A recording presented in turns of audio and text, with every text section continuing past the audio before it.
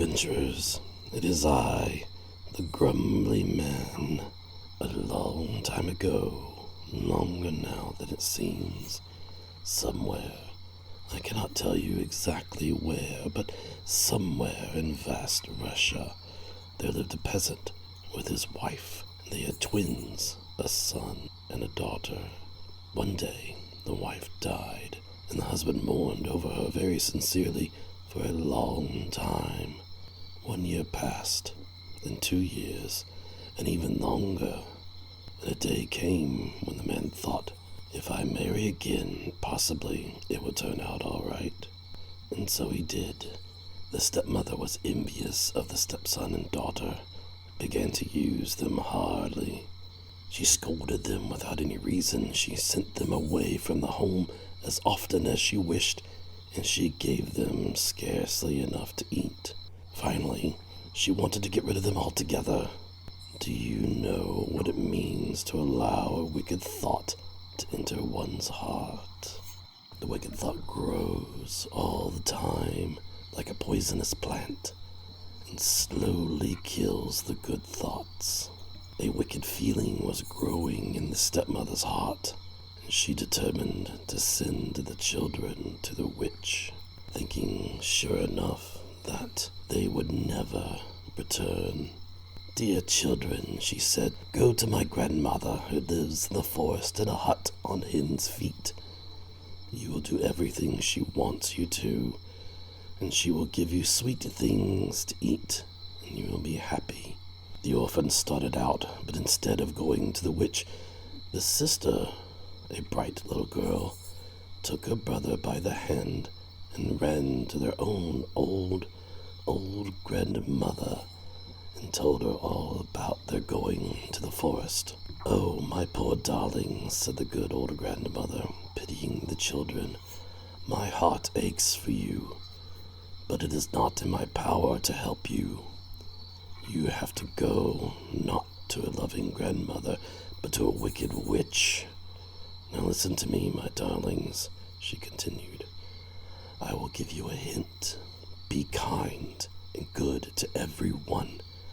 Do not speak ill words to anyone. Do not despise helping the weakest, and always hope that for you, too, there will be the needed help. The good old grandmother gave the children some delicious fresh milk to drink, and to each a big slice of ham. She also gave them some cookies. There are cookies everywhere. And when the children departed, she stood looking after them a long time. The obedient children arrived at the forest, and oh, wonder, there stood a hut, and what a curious one. It stood on tiny hen's feet, and at the top was a rooster's head. With their shrill, childish voices, they called out loud, Izbushka, Izbushka, turn thy back to the forest and thy front to us. The hut did as commanded. The two orphans looked inside and saw the witch resting there, her head near the threshold, 1 foot in one corner, the other foot in another corner, and her knees quite close to the ridgepole.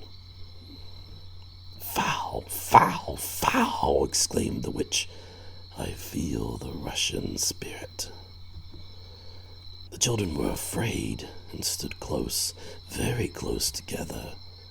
But in spite of their fear, they said very politely, Oh, grandmother, our stepmother sent us to thee to serve thee. All right, I am not opposed to keeping you children, and if you satisfy all my wishes, I shall reward you. If not, I shall eat you up. Without any delay, the witch ordered the girl to spin the thread, and the boy, her brother, to carry water in a sieve to fill a big tub. The poor orphan girl wept at her spinning wheel and wiped away her bitter tears.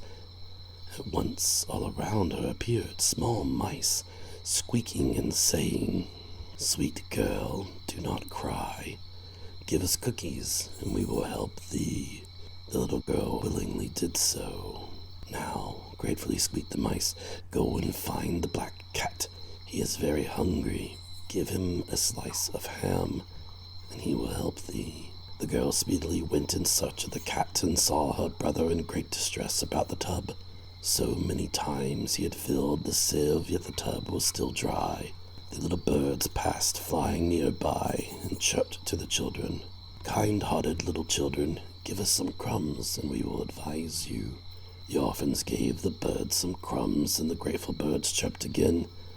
"Some clay and water, children dear." Then away they flew through the air. The children understood the hint, spat in the sieve, plastered it up with clay, filled the tub in very short time. Then they both returned to the hut, and on the threshold met the black cat.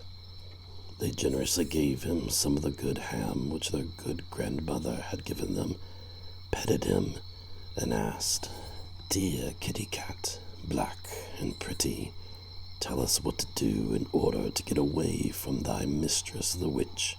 "Well," very seriously answered the cat, "I will give you a towel and a comb, and then you must run away. When you hear the witch running after you, drop the towel behind your back, and a large river will appear in place of the towel. If you hear once more, throw down the comb, and in place of the comb there will appear a dark wood. This wood will protect you from the wicked witch, my mistress." Baba Yaga came home just then. "Is it not wonderful?" she thought. "Everything is exactly right." "Well," she said to the children, "today you were brave and smart. Let us see you tomorrow. Your work will be more difficult, and I hope I shall eat you up." The poor orphans went to bed, not to a warm bed prepared by loving hands, but to the straw in a cold corner, nearly scared to death from fear. They lay there, afraid to talk, afraid to even breathe. The next morning, the witch ordered all the linen to be woven and a large supply of firewood to be brought from the forest. The children took the towel and the comb and ran away as fast as their feet could possibly carry them. The dogs were after them, but they threw them the cookies that were left. The gates did not open themselves, but the children smoothed them with oil. The birch tree near the path almost scratched their eyes out, but the gentle girl fastened a pretty ribbon to it. So they went farther and farther and ran out of the black forest into the wide, sunny fields. The cat sat down by the loom and tore the thread to pieces, doing it with delight. Baba Yaga had returned. "Where are the children?" she shouted, and began to beat the cat. "Why hast thou let them go, thou treacherous cat? Why hast thou not scratched their faces?" The cat answered, "Well, it was because I have served thee so many years, and thou hast never given me a bite, while the dear children gave me some good ham." The witch scolded the dogs, the gates, and the birch tree near the path. "Well," barked the dogs, "thou certainly art our mistress, but thou hast never done us a favor, and the orphans were kind to us." The gates replied, "We were always ready to obey thee, but thou didst neglect us, and the dear children smoothed us with oil."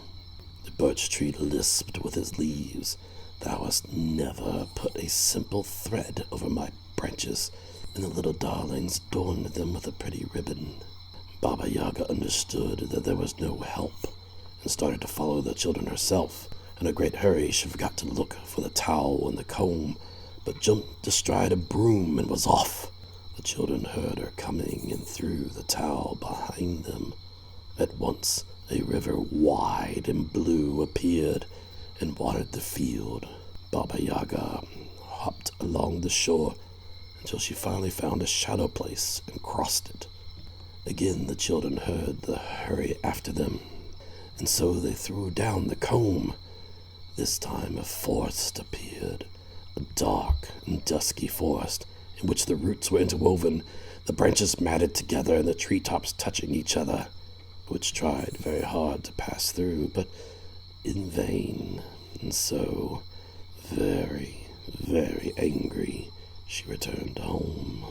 The orphans rushed to their father, told him all about their great distress, and thus concluded their pitiful story. How do I know this story is true? Why, one who was there is the one who told this tale. Safe travels, adventurer.